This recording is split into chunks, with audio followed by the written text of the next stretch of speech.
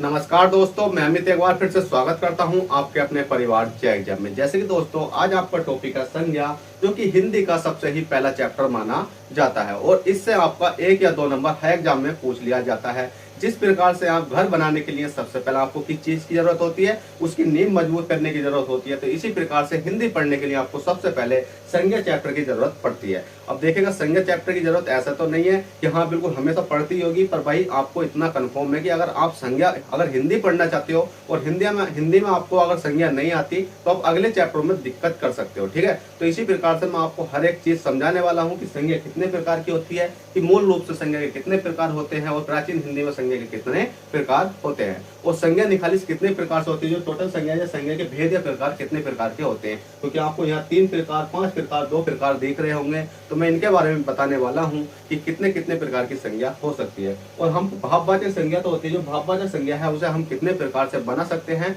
और टोटल संज्ञा के कितने प्रकार होते हैं। तो चलिएगा टॉपिक स्टार्ट करते हैं। टॉपिक स्टार्ट करने से पहले अभी तक आपने इस वीडियो को लाइक नहीं करा तो भाई प्लीज आपसे छोटी सी रिक्वेस्ट है, वीडियो को लाइक कर दो, क्योंकि आपके लिए मैं इसी प्रकार की वीडियो लाता रहता हूँ। चलेगा, सबसे पहले बात कर लेते हैं मतलब किसकी संज्ञा की परिभाषा की। तो संज्ञा की परिभाषा होती है किसी व्यक्ति, वस्तु, भाव आदि के नाम को क्या कहते हैं, संज्ञा कहते हैं। किसी व्यक्ति, वस्तु, भाव, स्थान आदि के नाम को क्या कहते हैं, संज्ञा कहते हैं। पर इसमें आपने मतलब जो आपने डेफिनेशन पढ़ी, जो परिभाषा पढ़ी, उसमें आपने 3 चीजें देखी होंगी। क्या क्या देखी होंगी? देखिए, एक तो देखा होगा किसी व्यक्ति, ठीक है, एक देखा होगा किसी व्यक्ति, एक देखा होगा किसी वस्तु, एक देखा होगा किसी स्थान और एक देखा होगा किसी भाव आदि के नाम को क्या कहते हैं भाई, संज्ञा कहते हैं। तो अब आपको ये पता होना चाहिए कि किसी व्यक्ति का मतलब हो सकता है आपका कोई भी व्यक्ति ले लो, आप जैसे मैं हो गया, आप हो गया, कोई भी व्यक्ति हो गया, तो किसी व्यक्ति। अब वस्तु की बात आएगी तो वस्तु की बात ऐसे ले लो, मेज ले लो, कुर्सी ले लो, पंखा ले लो, ठीक है, किताब ले लो, कुछ भी ले लो, वस्तु की बात आ गई तो वस्तु की आपकी है छोटी सी एक डेफिनेशन होगी। उसी प्रकार से स्थान की बात आएगी तो जैसे कि हापुड़ हो गया, गाजियाबाद हो गया, मेरठ हो गया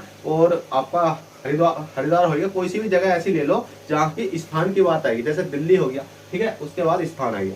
भाव की बात आती है तो भाव सबसे बड़ी संज्ञा मानी जाती है। अगर संज्ञा का टॉपिक अगर आप पढ़ रहे हो और संज्ञा के टॉपिक में अगर आपने भाववाचक संज्ञा अच्छे से पढ़ ली है तो आपका क्वेश्चन गलत होने वाला नहीं है, क्योंकि भाववाचक संज्ञा तो होती है वो आपकी जो 5 प्रकार से बनाई जा सकती है। आपका जातिवाचक, विशेषण, अव्यय, क्रिया और सर्वनाम विशेषण। आप सोचेंगे सर हमें इसी प्रकार का क्वेश्चन आएंगे, भाई इसी प्रकार से नहीं आएंगे। क्वेश्चन आते हैं आपके, जैसे कि आपने देखा होगा कि जैसे नेता है, नेता की भाववाचक संज्ञा क्या हो जाएगी, तो नेतृत्व हो जाएगी। जैसे पिता है तो पितृत्व हो जाएगी।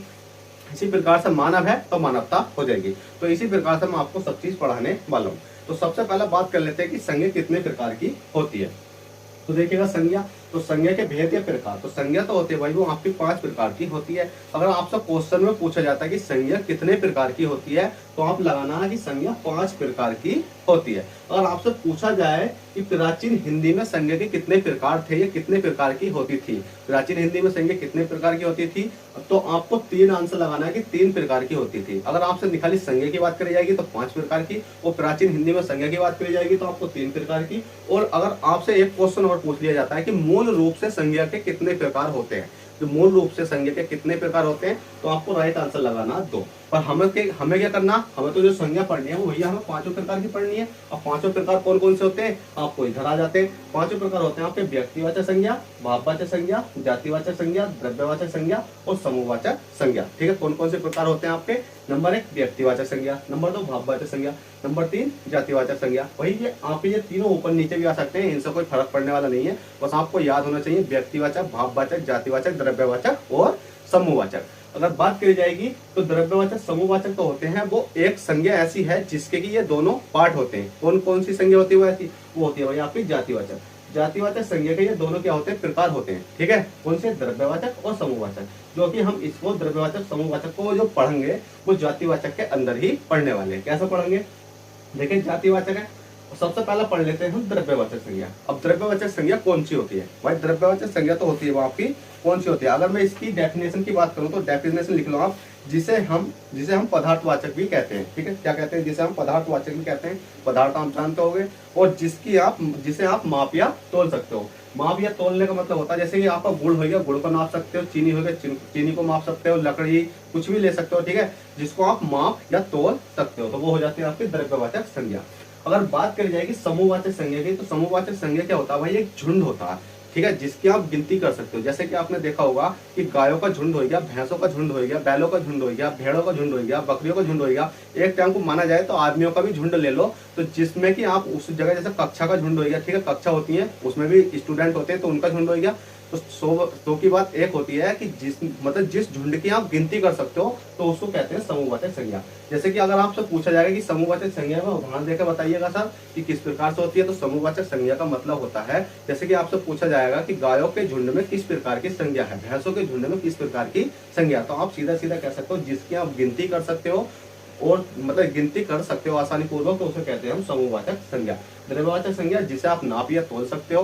वैसे तो इनमें से कोई क्वेश्चन आपको देखने को नहीं मिलता है, बस क्वेश्चन मिलता है आपको जातिवाचक संज्ञा। जैसे जातिवाचक संज्ञा को अगर एग्जाम्पल के तौर पर समझाऊं कि जिसके अनेकों प्रकार की जाति होती है, जैसे गाय है, गाय अनेक प्रकार की होती है, भैंस अनेक प्रकार की होती है और आपको कुत्ते अनेक प्रकार के होते हैं, ठीक है। इसमें अगर आदमी की बात करी जाए, जैसे कि जातिवाचक में, जैसे मैं खुद अपनी बात करता हूँ कि मेरा नाम है अमित। अमित कैसी किस प्रकार की संज्ञा, तो भाई निखालिस अमित तो है, अमित एक अच्छा लड़का थे, मतलब अमित एक अच्छा लड़का है। जब किसी प्रकार से ले लो कि अमित में पूछी जाएगी किस प्रकार की संज्ञा, तो भाई वो पहुंच जाएगी आपकी व्यक्तिवाचक संज्ञा में, ठीक है। अब व्यक्तिवाचक में क्यों पहुंची, अगर मैं कहने लगूं अमित मतलब मेरा नाम है अमित बहुत अच्छे थे, अमित बहुत अच्छे लड़के थे, मतलब बहुवचन हो गई, बहुत अच्छे लड़के थे, तो भाई पहुंच जाएगी आपकी जातिवाचक में। हमेशा याद रखना कि बहुवचन संज्ञा तो बन सकती है, बहुवचन संज्ञा जैसे कि जो बनेगी आपकी किस में बनेगी, वो बनेगी आपकी जातिवाचक में। और सबसे मेन टॉपिक आता है आपका व्यक्तिवाचक संज्ञा। ये तीनों टॉपिक खत्म हो गए। जातिवाचक का मतलब होता है जिसके जैसे और हो, गाय के जैसे और होते हैं, भैंस के जैसे और होते हैं, कुत्तों के जैसे और होते हैं, ठीक है। और आदमियों के जैसे कई प्रकार के हो सकते हैं, पर उसमें अलग प्रकार से देगा। ऐसा नहीं है कि अगर बहुवचन बनाकर देगा आदमियों के बारे में तो ही आप जातिवाचक में जाना, नहीं तो अन्यथा किसमें जाना, व्यक्तिवाचक में जाना। इसके एग्जाम्पल भी मैं दूंगा जो कि आपकी नेक्स्ट क्लास आएगी। एग्जाम्पल के तौर पर सिंपलिंग आपको 50 एग्जाम्पल देखने को मिलेंगे, ठीक है। तो उसी प्रकार से आपका टॉपिक आता है आपका व्यक्तिवाचक संज्ञा। अब व्यक्तिवाचक संज्ञा है तो व्यक्तिवाचक संज्ञा आपकी कौन कौन सी होती है, तो व्यक्तिवाचक संज्ञा दुनिया में अकेली होती है और ये दृश्य होती है। दृश्य का मतलब जो आपको दिखती है और दुनिया में अकेली होती है। जैसे कि आपका लाल किला हो गया, ठीक है, ताजमहल हो गया और कुतुब मीनार हो गया, क्या है ये दुनिया में अकेली है और ये क्या है, दिखती है। और इनके जैसा कोई और हो नहीं सकता। होगा तो मतलब होने के लिए तो हो सकता है, पर इनके जैसा नहीं हो सकता। कुछ ना कुछ की छोटी से छोटी दिक्कत इसमें देखने को मिल सकती है, ठीक है। तो बस याद करना कि व्यक्तिवाचक संज्ञा जो दुनिया में अकेली होती है, ठीक है, दुनिया में अकेली होती है और जो दिखती है उसे बोलते हैं हम व्यक्तिवाचक संज्ञा। और भाववाचक संज्ञा तो आपको मैं यहाँ पढ़ाने वाला हूँ कि 5 प्रकार से बनाई जा सकती है। जैसे भाववाचक संज्ञा मतलब जिसको आप महसूस कर सकते हो, ठीक है, जिसको आप महसूस कर सकते हो। तो आप लोग को अगर देख लिया होगा तो मैं अभी इसको दोबारा से रिपीट कर देता हूँ कि व्यक्तिवाचक संज्ञा जो दुनिया में अकेली होती है, भाववाचक संज्ञा मतलब जो हमें दिखती नहीं है, अदृश्य होती है और जिसको हम महसूस कर सकते हैं। जातिवाचक संज्ञा जिसके जैसे और हो सकते हैं, पंखे के जैसे और हो सकते हैं, गाय के जैसे और हो सकते हैं, मैंने आपको बता दिया है, ठीक है। इसी प्रकार से द्रव्यवाचक संज्ञा जिसको हम माप या तोल सकते हैं और समूहवाचक संज्ञा जिसकी आप गिनती कर सकते हैं, ठीक है। अब बात आ जाते हैं कि यहाँ दोनों से हमने छोड़ी थी भाववाचक संज्ञा। तो भाववाचक संज्ञा बनाने के नियम। अब बात भैया भाववाचक संज्ञा क्या होती है, जैसे कि आपने देखा होगा बुढ़ापा, क्या आपको बुढ़ापा दिखता है, नहीं दिखता। मिठास आपको दिखती है, नहीं दिखती, ठीक है। मिठाई एक अलग है, मिठाई जैसी और है। जैसे मिठाई की बात करी जाएगी, आपसे पूछा जाएगा मिठाई किस प्रकार की संज्ञा है, आपसे पूछ लिया जाएगा कि जो मिठाई होती है वो किस प्रकार की संज्ञा होती है, तो भाई हमेशा याद रखना मिठाई तो पहुंच जाती है आपकी वो जातिवाचक में पहुंच जाती है, क्योंकि मिठाई के जैसे और हो सकते हैं। काला रसगुल्ला, सफेद रसगुल्ला, ठीक है, और सफेद बर्फी, काली बर्फी, कुछ भी ले लो, पर जो आपकी एक के जैसे अनेक हो तो वो पहुंच जाती है आपकी जातिवाचक में। अगर आपसे पूछ लिया जाएगा मिठास, मिठास आप महसूस कर सकते हो, जिसको आप महसूस कर सकते हो, तो मिठास आप देख नहीं सकते, ठीक है, उसके जैसी कोई और नहीं हो सकती। मिठास और बुढ़ापा, ठीक है, सुंदरता, दिखावट, ठीक है, तो इस प्रकार की जो संज्ञा होती है वो कहाँ पहुंच जाती है आपकी, वो पहुंच जाती है आपकी भाववाचक संज्ञा में। अब देखेगा दोस्तों, भाववाचक संज्ञा तो होती है वो 5 प्रकार से बनाई जाती है। और वो 5 प्रकार कौन कौन से होते हैं, नंबर 1 जातिवाचक संज्ञा, नंबर 2 विशेषण से, नंबर 3 अव्यय से, नंबर 4 क्रिया द्वारा और नंबर 5 सार्वनामिक द्वारा, ठीक है, किसके द्वारा, सर्वनाम द्वारा। अब आपको ये 5 प्रकार बनाने के लिए आप सोचोगे सर किस प्रकार से हमें इसमें क्वेश्चन देखने को मिल सकते हैं। तो क्वेश्चन देखने के लिए देखिएगा आपको ज्यादा कोई जरूरत मतलब है नहीं समझने की, बस इतना याद करना है कि आपको कोई सी भी किताब लोगे तो उसमें इस प्रकार से दिए जाएंगे, आपको 5 प्रकार तो होंगे। जैसे कि जातिवाचक संज्ञा के उदाहरण दिए जाएंगे। अगर मैं लिखवाना चाहूँ तो जैसे कि मानव है तो मानव का मानवता लिख सकते हो आपका, और चिकित्सक है तो चिकित्सक का क्या हो जाएगा आपका चिकित्सक ही हो जाएगा, और जैसा क्या भाई है तो भाई का आपका भाईचारा लिख सकते हो। इसी प्रकार से विशेषण की बात करी जाएगी तो विशेषण में आपका जाता है जैसे अच्छाई आएगा, बुराई आएगा, आलसी आएगा। तो अच्छा का क्या हो जाएगा आपका अच्छाई हो जाएगा, और बुरा का क्या हो जाएगा आपका बुराई हो जाएगा, और आलसी का क्या होगा आपका आलस्य हो जाएगा। इसी प्रकार से अगर अव्यय की बात करी जाएगी, अव्यय द्वारा किस प्रकार से बनाई जा सकती है भाववाचक संज्ञा। जैसे नीचा है तो नीचा का क्या हो जाएगा आपका नीचा ही हो जाएगा, और धिक है तो क्या हो जाएगा आपका धिक्कार हो जाएगा, और शीघ्र है तो आपका क्या हो जाएगा शीघ्रता हो जाएगा।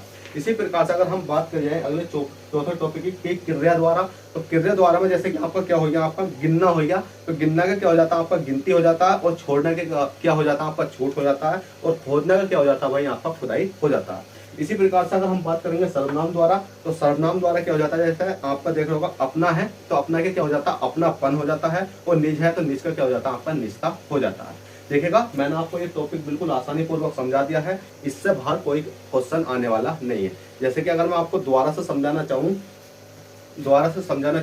तो आपको देखिएगा संज्ञा कितने प्रकार की होती है, 5 प्रकार की होती है। और प्राचीन हिंदी में संज्ञा कितने प्रकार होते हैं भाई, प्राचीन हिंदी में 3 होते हैं, और मूल रूप से संज्ञा 2 प्रकार की होती है, और संज्ञा निखालिस 5 प्रकार की होती है। कौन कौन सी होती है आपकी, व्यक्तिवाचक, भाववाचक, जातिवाचक, द्रव्यवाचक, समूहवाचक। और जो भाववाचक संज्ञा है वो आपकी 5 प्रकार से बनाई जा सकती है। कौन कौन सी, जातिवाचक, विशेषण, अव्यय, क्रिया और सर्वनाम द्वारा। व्यक्तिवाचक संज्ञा की बात करी जाएगी जो दुनिया में अकेली होती है, जिसके जैसा कोई और हो नहीं सकता। और ये हमेशा याद रखना ये क्या होती है, मतलब क्या होती है एक वचन ही होती है, ये बहुवचन नहीं हो सकती। बहुवचन अगर आपसे ठीक है चलो, तो आपको बता दिया मैंने व्यक्तिवाचक संज्ञा, भाववाचक संज्ञा, जातिवाचक, द्रव्यवाचक, समूहवाचक। तो व्यक्तिवाचक में मैंने आपको बता दिया जो दुनिया में अकेली होती है, और भाववाचक संज्ञा में मतलब जिसको आप महसूस कर सकते हो, और जातिवाचक संज्ञा में जिसके जैसे और होते हैं, और द्रव्यवाचक संज्ञा में आपका क्या हो जाता है, द्रव्यवाचक जो संज्ञा होती है वो आपकी मैंने बता दिया जिसे आप नाप सकते हो, तोल सकते हो, और समूहवाचक संज्ञा में जिसकी आप गिनती कर सकते हो। तो चलिएगा दोस्तों, आशा करता हूँ ये टॉपिक आपको बहुत ही आसानी पूर्वक समझ में आया होगा, और समझ में आया हो तो प्लीज वीडियो को लाइक कर दें, और चैनल फर्स्ट टाइम हो तो चैनल को सब्सक्राइब कर दें।